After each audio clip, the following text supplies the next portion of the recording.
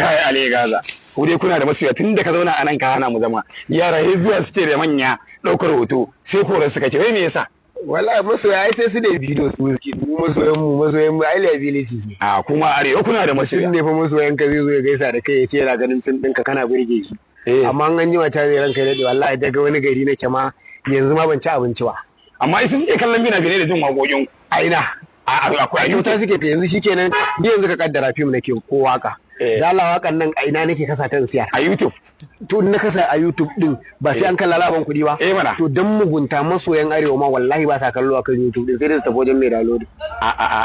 downloading suke zuwa ana kallon je a tura musu naira wani ya je karbo a wajen mutum daya sai mutum 1000 a tura musu fim guda ɗaya fim ɗaya